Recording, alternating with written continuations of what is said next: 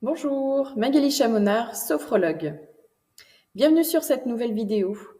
Alors aujourd'hui, je vais aborder les émotions.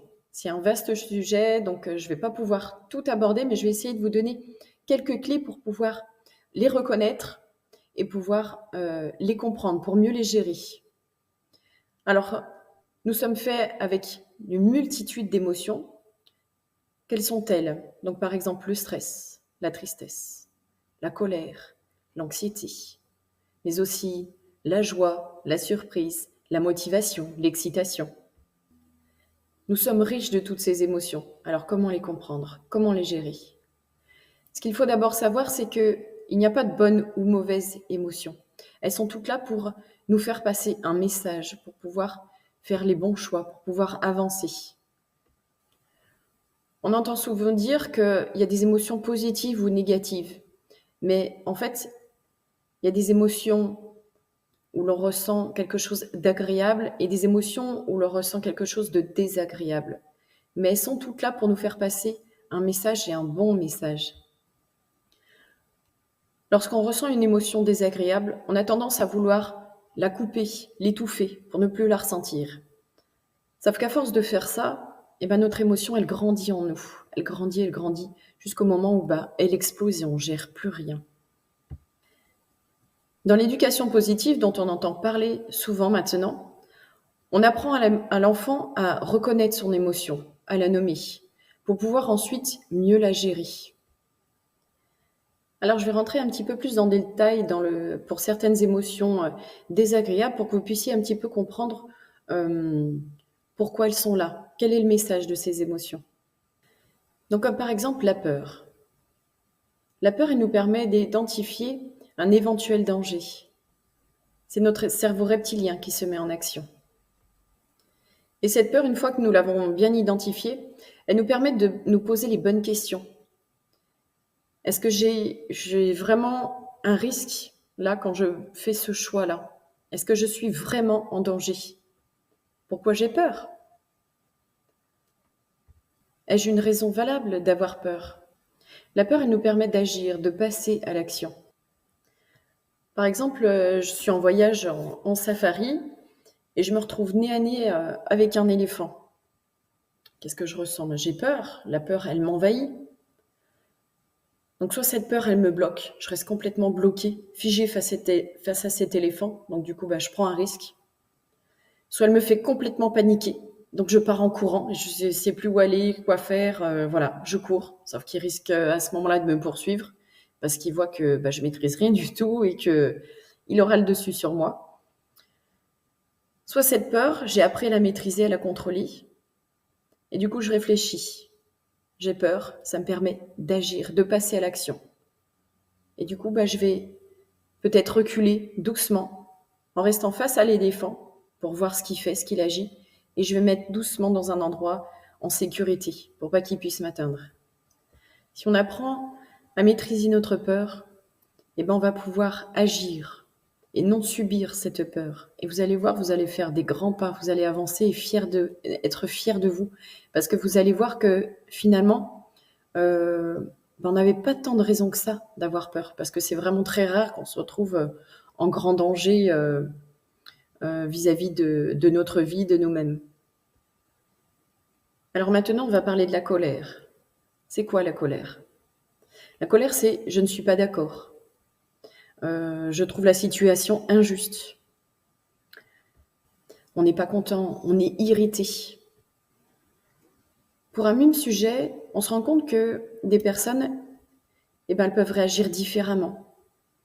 Et la colère, en fait, c'est vraiment propre à chacun, parce que ça touche nos valeurs. Cette peur, elle nous aide à connaître nos limites, à nous connaître mieux. Ai-je besoin d'être respectée? D'avoir plus de justice? Cette peur, elle nous permet de comprendre ce qui est important pour nous ou ce qui ne l'est pas, de clarifier une situation.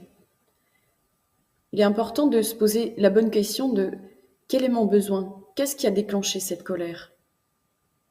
Est-ce que c'est un manque de reconnaissance? Est-ce que c'est l'injustice? Est-ce que ce sont mes valeurs qui sont touchées? Et la prochaine fois que vous serez en colère, vous pouvez vous poser ces questions.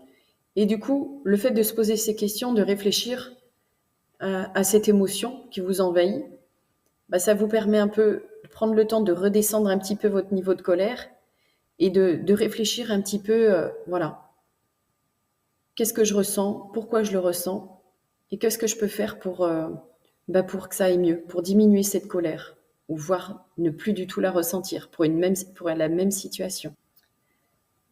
Je vais vous parler maintenant de la tristesse. Combien de personnes essayent d'étouffer la tristesse, de ne pas la ressentir? Oh, il ne faut pas que je pleure. Il y a du monde, là, on va me voir. Oh, si je verse ma larme, là, tout le monde va me prendre pour une chochotte.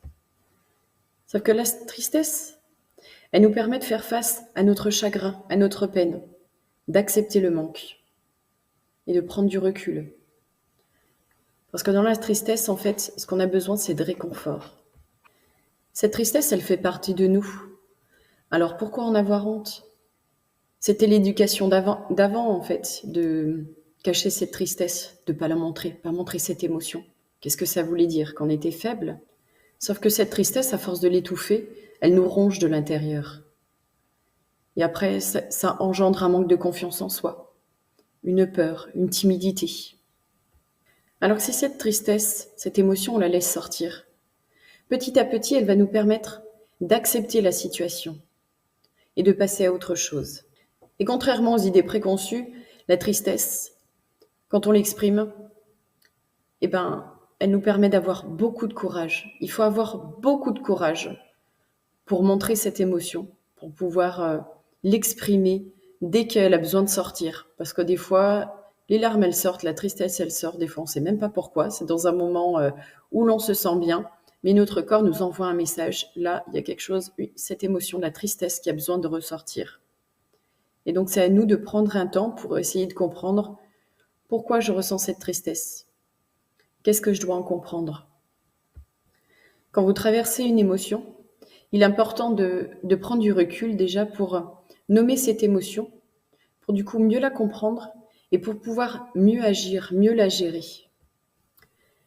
Et c'est ce que j'essaye d'apprendre à nos enfants.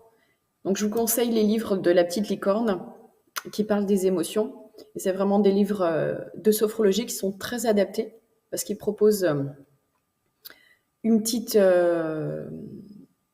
roue des émotions où l'enfant peut choisir l'émotion en regardant l'image. Et ensuite, en fonction de l'émotion que l'enfant a choisi, a nommé, il y a des exercices proposés, donc qui sont très courts, très ludiques. Et les enfants, du coup, ils adorent ça parce que ça leur permet vraiment de se sentir mieux après, d'accepter cette émotion pour mieux passer à autre chose. Et je vais vous donner un exemple avec ma fille. Une fois qu'elle était très très en colère, donc elle est partie en courant dans sa chambre, elle a claqué la porte, elle criait, il n'y a plus rien qui allait. Donc je l'ai laissé un petit moment dans sa chambre parce qu'elle avait besoin de s'isoler. Et quand je suis retournée la voir, elle me dit « Ah maman, ça va mieux, j'ai fait mes exercices de la petite licorne. » Je dis « explique-moi, qu'est-ce que tu as fait? Quelle émotion tu as ressentie ?» Et elle me dit « Maman, j'étais tellement en colère. » Et je lui dis « Ah bon, tu étais en colère ?» Et elle me dit « Non maman, en fait, j'étais jalouse. Et ça m'a mis en colère. » Et après, j'étais triste. Alors j'ai fait les exercices et maintenant ça va mieux. Et effectivement, ça allait mieux parce que moi, quand je suis rentrée dans la chambre, elle était en train de jouer calmement. Elle était en train de s'inventer une nouvelle histoire avec ses petites poupées. Et en fait, c'est la répétition donc, de ces exercices de la petite licorne ou des exercices de sophrologie que je propose qui vous permettent donc de comprendre de vos émotions, de mieux les gérer et de prendre du recul. Parce que quand on a compris ça, en fait, quand on ancre un peu plus le positif en nous, quand on a pris cette habitude-là, ça nous permet vraiment de prendre moins à cœur, en fait, par rapport à la colère, la tristesse, le chagrin, le dégoût. Ça nous touche moins. L'émotion, elle est là, on la vit, mais du coup, elle est moins forte, elle est moins intense. Mettre des mots sur une émotion, c'est comme si on prenait un levier et on appuyait dessus pour pouvoir atténuer son effet. Ok, j'ai compris, je ressens ça me fait passer tel message. Et donc du coup, voilà, je sais maintenant, comme je me connais, je sais comment agir, comment faire pour passer cette émotion, pour l'accepter et puis pour avancer. Alors, en quoi la sophrologie peut vous aider? Il y a plusieurs outils que la sophrologie propose par rapport à ces émotions. Tout d'abord, la respiration. La respiration, c'est le seul organe que nous pouvons contrôler et c'est physiologique. Quand on prend le temps de respirer amplement avec notre ventre, ça nous permet d'oxygéner mieux notre corps, nos cellules. Et du coup, notre corps, notre tension, notre émotion, elle permet de s'apaiser, de diminuer. Et ça, c'est pour tout le monde. N'importe quelle émotion qu'on est en train de vivre, même une énorme colère, notre respiration va nous permettre de diminuer cette tension. Dans chaque pratique de sophrologie aussi, on travaille donc notre souffle. C'est un geste qu'on fait naturellement quand on en a marre. Qu'est-ce qu'on fait? On souffle, d'accord? Et du coup, toutes ces pratiques en sophrologie, on va souffler, d'accord? On va souffler à chaque fois, on va se visualiser si vous voulez. On va ressortir cette émotion désagréable. On va l'évacuer, la ressortir de notre corps, la pousser loin. Et d'apprendre à faire cet exercice-là, ça va nous permettre au fur et à mesure d'avoir un petit exercice de repli. Ça y est, là, je suis en colère, je souffle, je visualise la colère qui est en moi, là, ce nœud qui est en moi, hop, je le ressors. Il part à l'extérieur pour me sentir apaisée. On va également, pour diminuer les effets de ces émotions, on va également en sophrologie faire des mouvements, des tensions de notre corps. Parce que quand on active un peu plus une partie de notre corps, on force, on fait une tension encore plus importante. Notre cerveau, il envoie un message dans cette zone qui est tendue pour dire « Oh là là, là c'est trop tendu, il y a un problème ». Donc il va envoyer toutes les hormones, comme l'endorphine, pour pouvoir diminuer ce stress, diminuer cette tension dans le corps. Donc on va se servir justement de nos capacités corporelles pour pouvoir diminuer cette tension, cette angoisse. On va jouer sur le parasympathique, où justement on va, comme je vous expliquais avant, tirer ce levier, hop, je freine cette émotion, j'ai compris l'émotion, donc maintenant je sais faire avec mes exercices, avec mes répétitions, avec ces tensions du corps, et je vais diminuer donc du coup le stress, ma colère, mon émotion qui est désagréable. Il y a aussi des pratiques de visualisation, des endroits où on se sent bien quand on se promène et on s'arrête parce qu'on voit un paysage absolument magnifique, on a l'impression que le temps s'arrête autour de nous et on va aller se remettre dans ce moment-là, dans ces émotions agréables, positives. Ou alors on peut aller chercher une évocation agréable comme un souvenir agréable ou un projet futur positif. On en a tous. On va tous aller au restaurant qu'on attend depuis des mois, ou on va tous passer un moment avec les copains où on va bien rire. Et on va aller se projeter dans ce moment agréable et on va le revivre. Et du coup, à force d'ancrer toutes ces émotions, ces moments positifs, on va renforcer le positif en nous. Et du coup, ces émotions qu'on va vivre, qui sont plutôt désagréables, elles vont être de moins en moins fortes. On va aller aussi travailler sur nos valeurs, parce que des fois, la colère, ça touche nos valeurs. Et parfois, en fait, ça nous énerve parce que on ne sait pas nous-mêmes où on en est dans nos valeurs. On se pose la question parce qu'on passe une période difficile où on est un petit peu perdu. Et du coup, on va aller travailler sur nos valeurs pour pouvoir les comprendre. Quelles sont mes valeurs? Quelles étaient mes valeurs? Quelles sont mes valeurs présentes? Et quelles seront mes valeurs futures? Et du coup, ça va vous permettre de mieux vous connaître pour du coup mieux gérer ces émotions, mieux gérer la colère. Donc tous ces petits exercices que je vous propose en sophrologie, elles nous permettent vraiment de retrouver une paix intérieure, un équilibre émotionnel. Et donc c'est comme tout, pour pouvoir apprendre à comprendre ses émotions et à les gérer, il faut pouvoir s'entraîner un petit peu quand même. Ça vient pas tout seul, comme les grands sportifs. Bientôt, il y aura les Jeux Olympiques. Tous ces sportifs, ils ont passé des heures à s'entraîner pour être les meilleurs. Alors vous, il ne faudra pas autant d'heures, je vous rassure, mais c'est un petit entraînement quand même. Et vous verrez quand vous vraiment compris à identifier vos émotions et compris comment vous fonctionnez, pourquoi j'ai cette émotion, qu'est-ce que je dois en comprendre, du coup, qu'est-ce que je mets en place pour mieux la gérer, pour mieux la contrôler. Donc oui, la ressentir, oui, l'accepter, mais du coup, pour pas exploser dans cette émotion. Vous verrez, vous ressentirez vraiment la sérénité.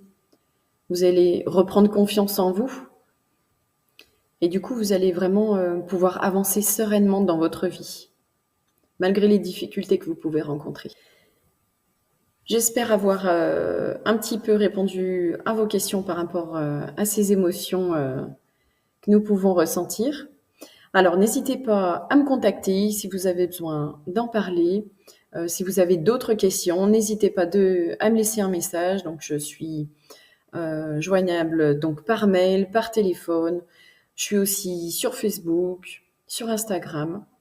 Et puis, si jamais donc vous voyez que vous avez besoin un petit peu de pratique, un petit peu d'aide pour pouvoir gérer vos émotions, n'hésitez pas à me contacter et prendre rendez-vous. Je vous dis à bientôt. Merci de m'avoir suivi.